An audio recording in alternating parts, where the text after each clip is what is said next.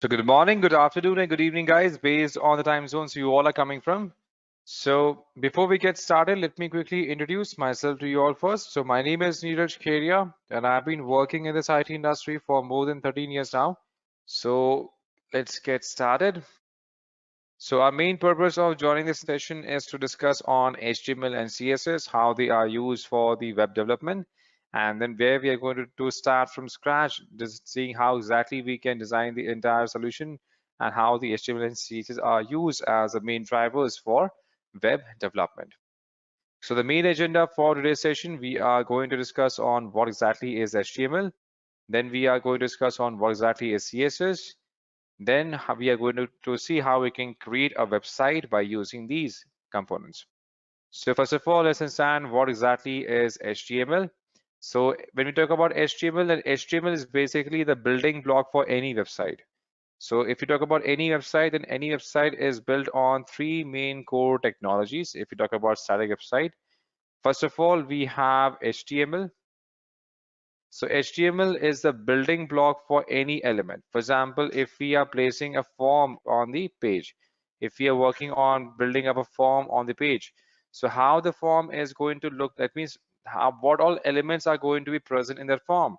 Suppose we are taking we want to apply a header section, right? We want to apply a header. We want to take inputs in the format of text boxes, in the format of email addresses. We want to take input for passwords. We want to give them multiple checkboxes to select. We also want to give them multiple radio buttons to choose as well, right?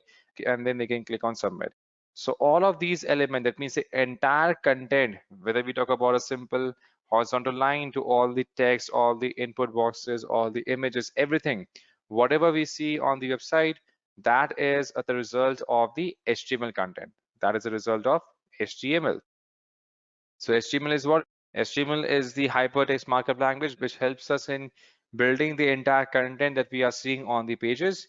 And then for beautifying all of these elements, that means how the form elements have to look like, how they are going to look like, that is given to us by CSS. CSS refers to cascading style sheet, cascading style sheet, and then the functionality of it. That means suppose if we click on submit, then we have to submit the details of the form, and then we have to update it in the browser, in the database. What all data or what kind of content should be displayed once they click on submit. So all of these functionalities, every functionality that we see on the pages, that is given to us by JS. JS refers to JavaScript. And that's why any static website, it's a combination of these three.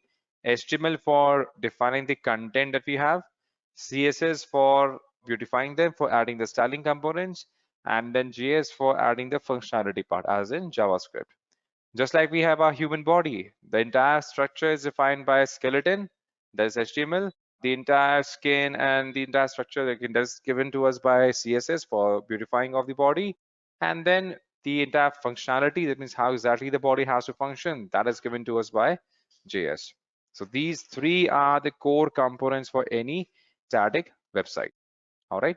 So that's why these three are considered as the backbone for any web application.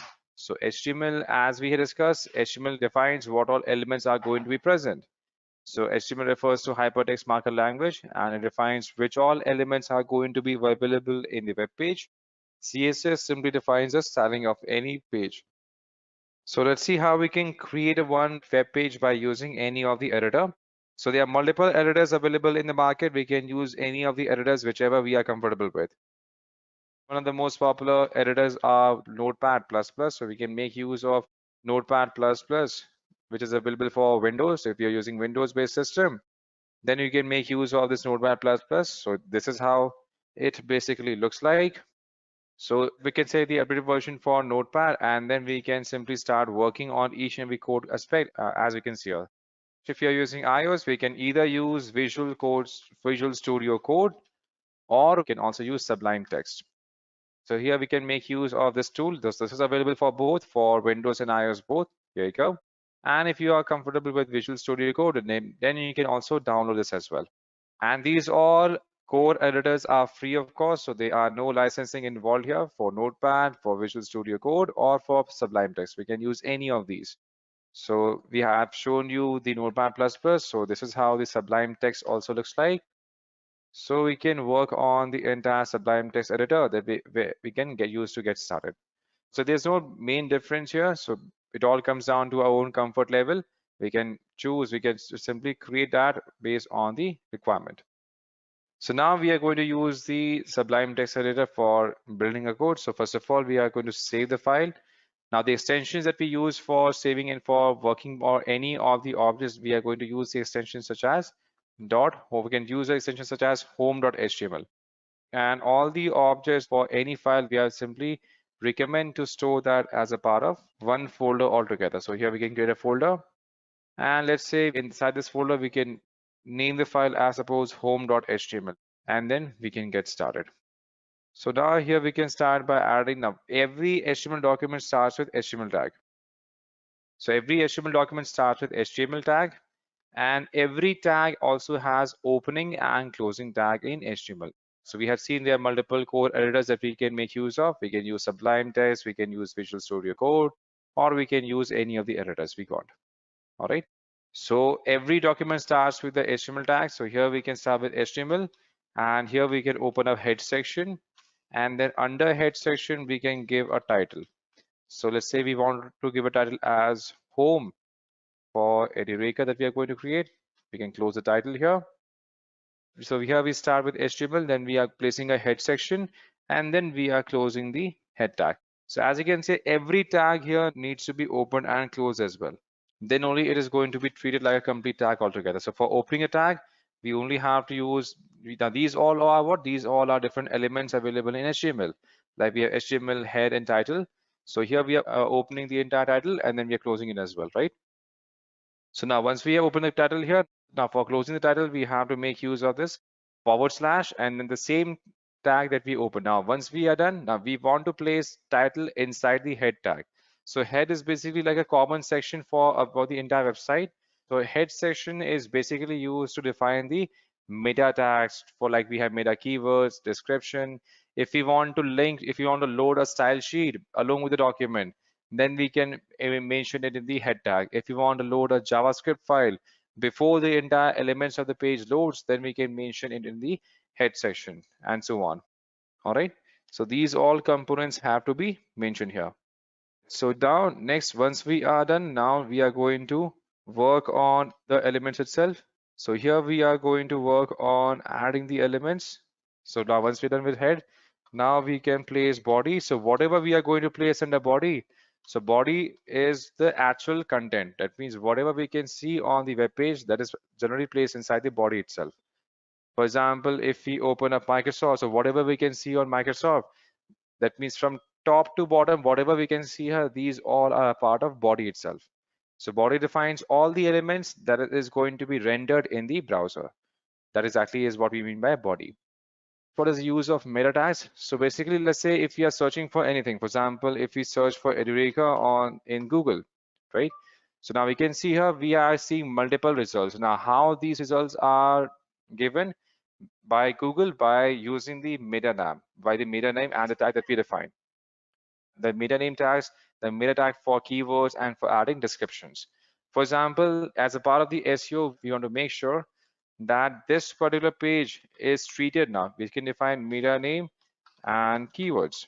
That means suppose if anyone is searching for, suppose this page is meant for, suppose travel website, right? So here if someone is looking for travel or book hotels, book flights, if anyone is looking for these keywords, then our page should be included in the search results for these keywords, right? That exactly is what we are giving as a meta tag.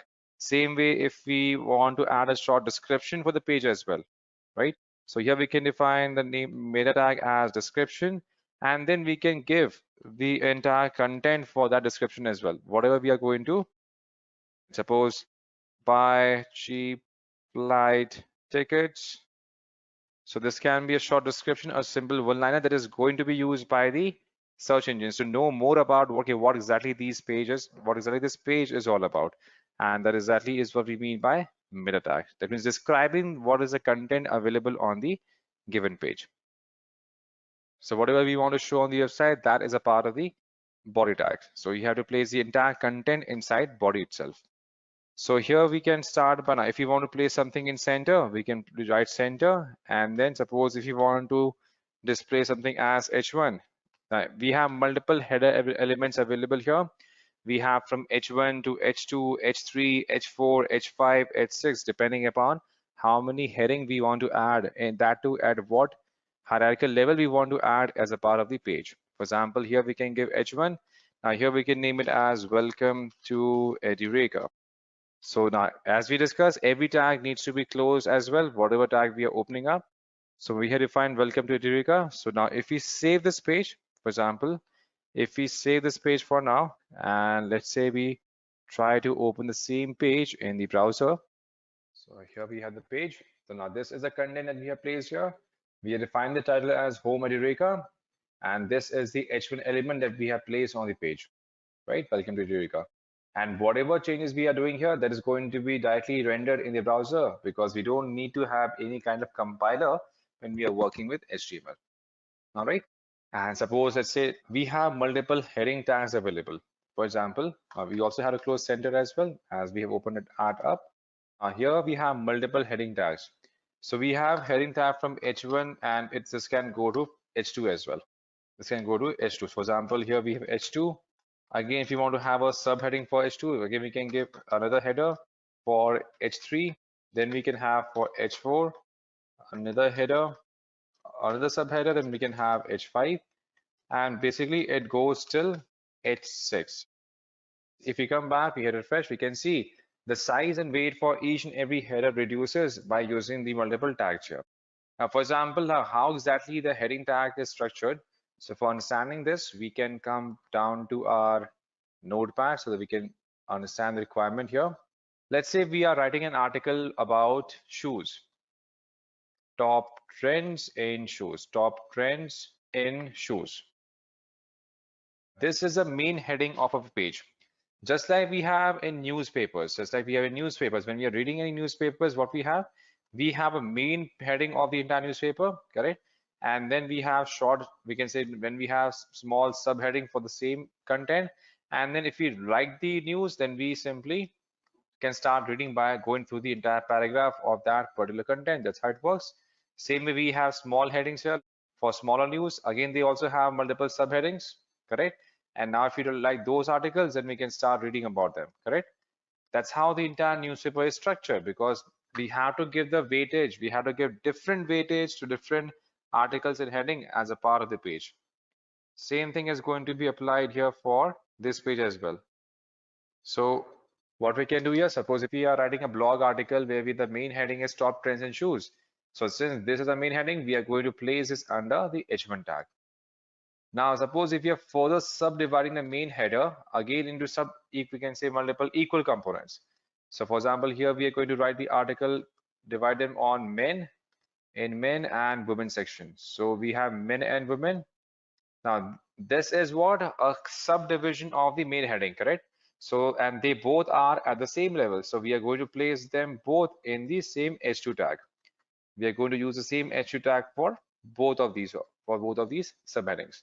Now, again, if we are going to further subcategorize men into two again subcategories, as in suppose formal and the casual shoes. Again, they both are at the same category, at the same level.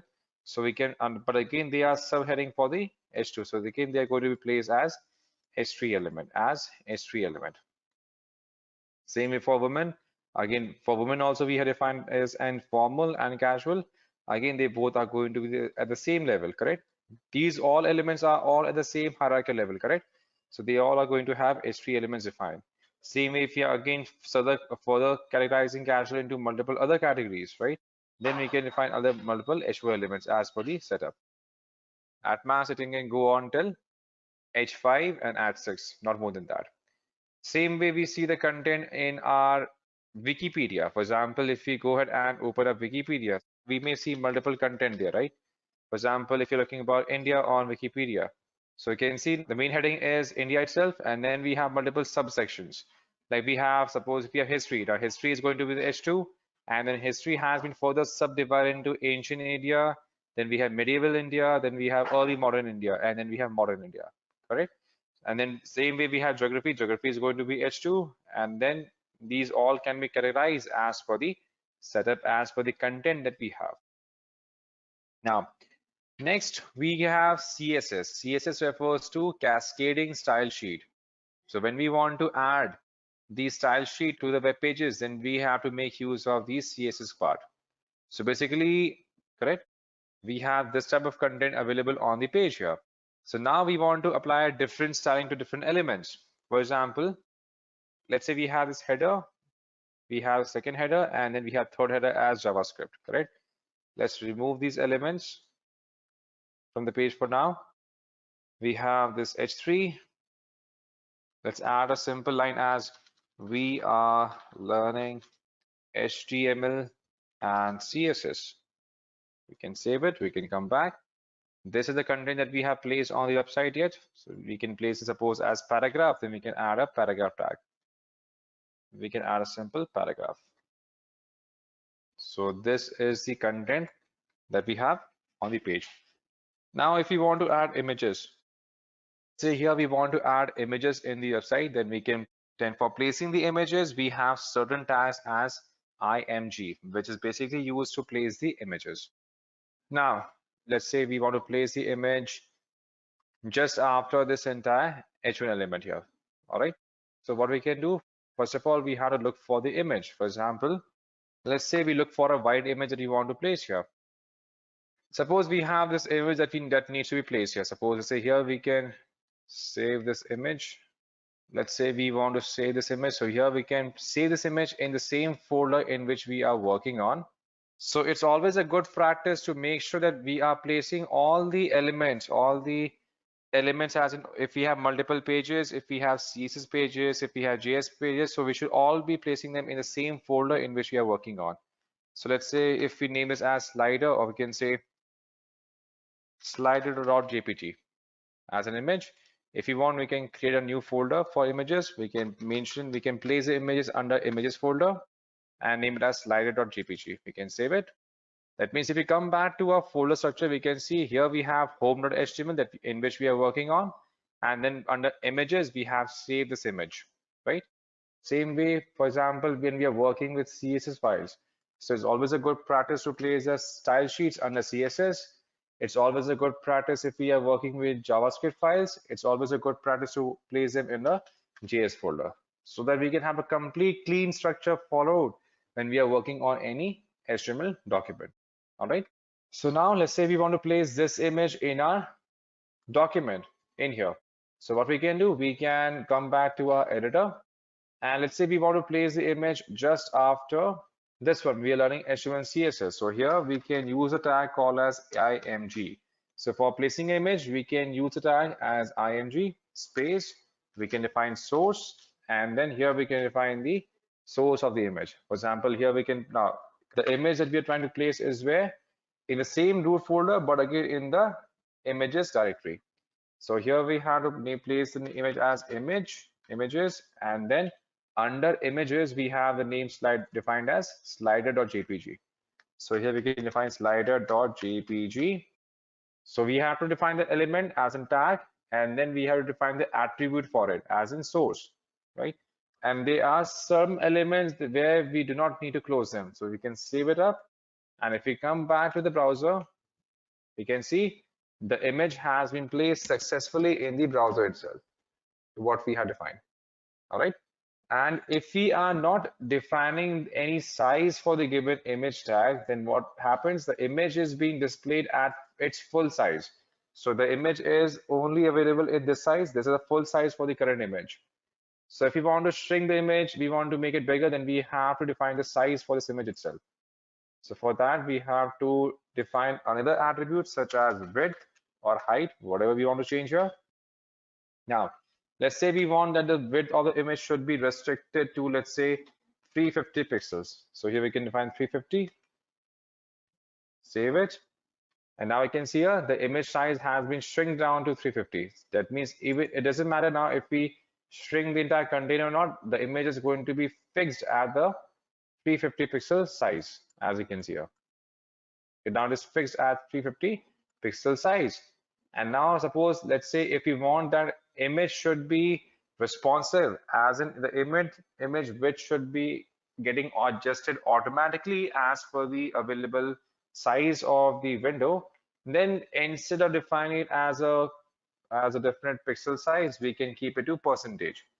For example, we want that at any point of time, the width of the image should be 50% to the image to the width of the container, or suppose it should be 70% of the width. So once we save it, we come back to the browser, we hit refresh. As you can see here, now at any point of time, suppose it doesn't matter whatever the size of the window is, the image will always be 70% of the width of the entire container. That's how you simply made the entire image responsive. So it doesn't matter how large the container is, how large the window is, it is always going to cover 70% of the available size of the window, as you can see here. All right. Now, let's say we want to add a hyperlink. Next important element is hyperlink, because when we are adding a hyperlink to any other page, we are simply linking them to other pages, correct? So for example, here we have index page. Now we want to add a hyperlink, a link here, which is going to link to another page. Suppose here we can add a button. For example, in here we want to add a simple button just after this paragraph. We want to add a paragraph, or suppose we want to add a simple H4 element, and now we want to add a text as suppose visit Google's. Be a simple H4 type, visit Google. Now we want that whenever anyone clicks on this entire H4 element, they should be able to go to Google's homepage. They should be able to open up Google's homepage. And if we want to do that, again, here we have to make sure that we are linking that page. We are linking this particular text where to the Google's homepage. So what we have to do, we have to make use of something called as anchor tag. We have anchor tag. Now, within the anchor tag, we have to place any element that we are going to link. And anchor tag, just like we define the source for the image, we also have to define which hyperlink we want to add to this particular text here. So here we can make use of ℏreference as an ℏreference equals to, and then here we have to specify the link that we want to hyperlink.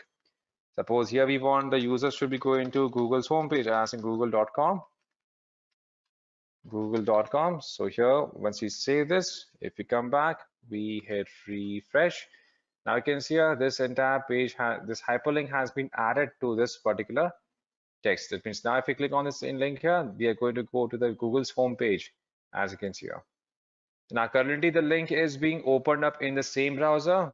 If we want the link should be opened up in some other tab, then we only have to add another attribute to it as target underscore equals to underscore blank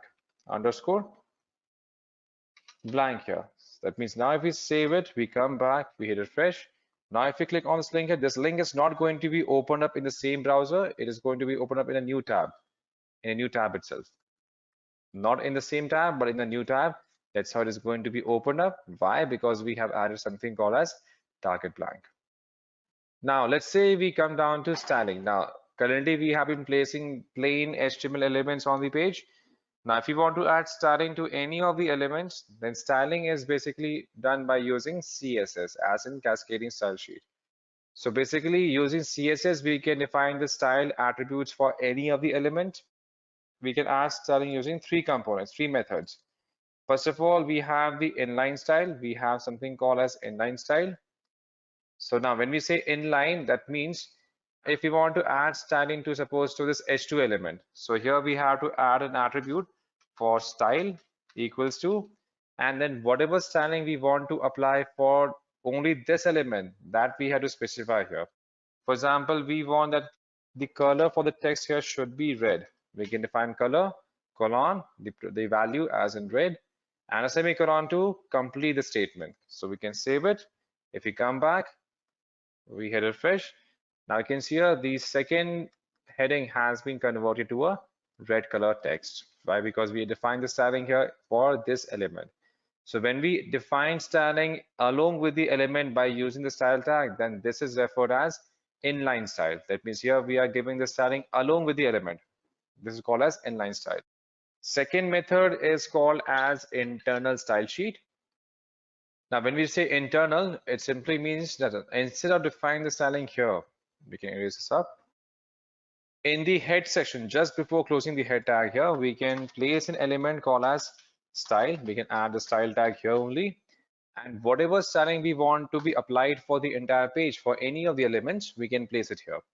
For example, we want that H2 element. Wherever we have used H2, the H2 element should be having a specific style. So here we can write H2, and under curly braces, here we have to define the style. For example, we want the color should be in red color, we can define red color. And color can be in different values. If we know some generic colors, like we have red, blue, aqua, deep pink, light red, we have aquamarine. So these all are colors having name, but we know that there are millions of shades available out there, right? So we want to add those millions of shades. So here we can make use of this kind of hex code. So for example, we want to give a specific shade of red. For example, we want to give this shade of red, this one. So here we can copy the hex value here, copy this one. And in here, we can come back, and in here, instead of red, we can specify the hash symbol and then the value that we have copied. That means this one, this 6-digit value. And here we can define the hex code here. Suppose we want to change the font family for this font family as well. So here we can define, suppose we want this to change to be font Verdana. Here we can define font family is Verdana. If we save this, we can come back to our page. If we come back, we hit refresh, we can see here the color has been changed, plus the entire font family has also been changed. Why? Because we have defined the styling here by using the internal style sheet for this particular element, as you can see here. All right. So this method is called as, when we define the style sheet, define the styling for any element by using this internal style sheet. This is called as internal styling. All right. So first of all, we had inline style. Then this method is called as internal style sheet. And then we have external style sheet. For example, if you want, we can create a new document altogether. We can save it as, let's say, style.css. And now whatever styling we want to apply here, we can apply that directly here. For example, we can cut it, and here, without specifying anything for the H2 or HTML, we can directly define the styling right away, whatever we want and however we want. Suppose let's say here we define this styling for H2. We also want to apply the styling for, let's say, for this image, for this paragraph tag. So here we can define paragraph as in P tag, and then we can open up curly braces. Suppose we want to have for paragraph, we want to have different shade of color. Let's say this color. We can copy the hex code here. We can define this color here. We want to increase the font size for paragraph. So here we can define another attribute as font size. Let's say we want to use a font size of 18 pixels. So here we can define 18 px for pixels. If we save this, if we come back to the page, this is not going to be applicable for this entire page. Why? We haven't made the changes here. Suppose if we delete the style tag from here, if you save the page, if you save the style sheet, then styling is not going to be applicable. Why? Because we have defined styling in a separate style sheet, correct? And there is no styling defined in this HTML document. That's why there is no styling applied here. Now, if we want to have this styling applied in a document, then we have to link this style sheet with our HTML document. And that method is called as external style sheet. So because here we are planning to use an external style sheet in a separate file, correct? So for linking this style sheet in a HTML document, we have same way, we have to place the link in the head section itself, in the header section itself. So here we can use a tag called as link tag. We define relation as what this is. This is for style sheet. Now, what is the type of the file we are going to add? This is going to be a text file in the format of CSS. And then we have to define the source of the file. So this file is currently located in the same folder as our HTML folder, as style.css. Suppose if this was available in here in CSS. So now because we have changed the entire styling component here, right? So now we can save it. Now the CSS file is available under CSS folder. So now we have to define the location as CSS, and under CSS we have style.css file available. And now we can close the link tag. If we save this, we come back to our page. We can hit refresh. As you can see here, whatever styling we defined in that external style sheet, it has now been applicable here. Correct? Suppose if you want to change the font style for the paragraph as well, we can apply the same font family to paragraph. If we save this, we can come back, we can hit refresh. The same thing has been applicable here. All through the concept for external style sheet as we had defined. Okay, let me show you a simple thing. Let's say we want to place a button. Let's say we convert this link to a button. Instead of text, we want to display a button here, right? So we can come back to home. Here we have visit Google, correct? So instead of this button, what we can do here, we can, instead of this text, we can place something as a button. And here we can define a class for the button, suppose as btn. We can name the button as visit Google. Now, if we save it, we come back, we refresh, we can see a plain button has been added here, right? Now we want to add a styling to this button. So what we can do, here we have defined something called as class as well. So for doing that, what we have done here, we define button. Suppose if we have multiple buttons defined here, suppose we also have button class defined as btn1, and we are adding another link as visit index page. Also, we add this link for visit Edureka. So here we can copy the button. Now we can use another anchor tag because for Edureka we want to add other page, right? So here this is going to link to Google, and here we can define href, and this should be linking to suppose to Edureka's website as edureka.co, and suppose we want to link to this page. So here we can copy the link, and here we can insert this link.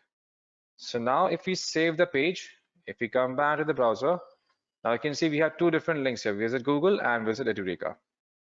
Here we have two different contents. We have visit Google and then we have visit Edureka, right? So now if someone clicks on this one, suppose if someone hovers over this page or over this button, then there should be some different effect. If someone hovers over this content, this button, there should be some other effect. So we can do that by adding the same thing in the styling. So we had two different classes here because we want to apply, they both are the same element, correct? So that means if we use button, if we define the styling for button, and suppose if we define, okay, we want to have background color like this one. So if we define this one as a background color for the entire button element, so if we save it, we come back, we hit refresh, we can see both the buttons have been defined the same color, correct? And suppose if we want to remove the borders here, we can set the borders to none. As you can see here, both the pages, both the links are having the same styling, but we want to have different styling for this button and different styling for this button. So what we can do, we can make use of something called as class. So we have defined two different classes here. We have defined class button for the first button, right? And for Google, and defined the class name as button1 for Edureka button. So for button, we want to have a background color of this one. And here we can define button padding as suppose 10 pixel. And we want that whenever we hover over this button, as in btn :hover, so we can add a spatial effect for button hover. We want that whenever we are hovering over the button, so you can define color for text as white. So we want that whenever we hover over the button, the background color should be changed. Background color should be changed to suppose, let's say, pure black, as in 6x0. That's it. Nothing else should change. So here we can save it. So now if we come back, we can see this is the styling applied to this button. By default, this is having the entire styling defined. Now if we hover over this button here, as you can see here, the styling is automatically getting changed here on our hover effect. Same thing we can do for the other button as well, for Edureka. So for that, we have to define something for button1 class. So we can copy this. We can define this for button1 and button hover. So we want that whenever we hover over Edureka, we want to change the color, suppose to this shade. So here we can copy this, and here we can define the same color scheme as hash and the color value. everything should remain same. And when you hover over the button, it should be changed to black as well. So if we save it, now we come back. Now you can see both has been defined. If we hover over this button here and this one, that's how it is going to be changed as part of the styling that we currently defined. Thank you so much for being a part of this entire session, guys, and have a great day ahead. Take care. Bye-bye.